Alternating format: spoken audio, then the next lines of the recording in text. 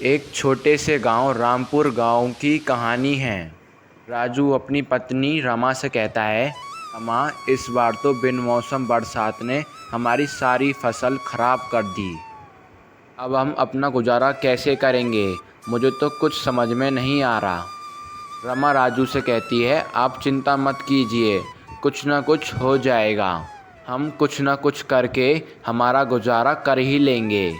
ऊपर वाले के घर देर है लेकिन अंधेर नहीं। वह हमें कभी भी भूखा नहीं रहने देगा। उसने ज़रूर कुछ न कुछ हमारे लिए सोचकर रखा होगा। आप विश्वास कीजिए। रमा ऐसे ही राजू का हौसला बढ़ाती रहती है। लेकिन तभी बहुत ही भयानक बारिश शुरू हो जाती है। बारिश को आते देख रमा और राजू अपने घर की ओर निकल जाते हैं।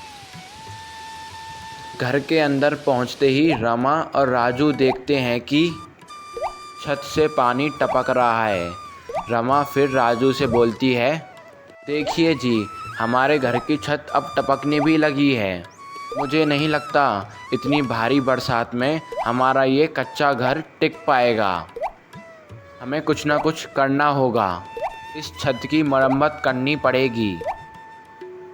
फिर राजू उदास चेहरे से बोलता है, रमा, ये तो मुझे भी दिख रहा है, पर मैं ये सोच रहा हूँ कि छत की मरम्मत करने के लिए हम पैसे कहाँ से लाएंगे। रमा कहती है, अगर मेरी एक बात मानो तो थोड़े पैसे आपके भैया से उधार ले लें। जैसे ही सब ठीक हो जाएगा हम उनके पैसे लौटा देंगे। वह आपके बड़े भाई हैं, इतनी मदद तो आपकी कर ही सकते हैं।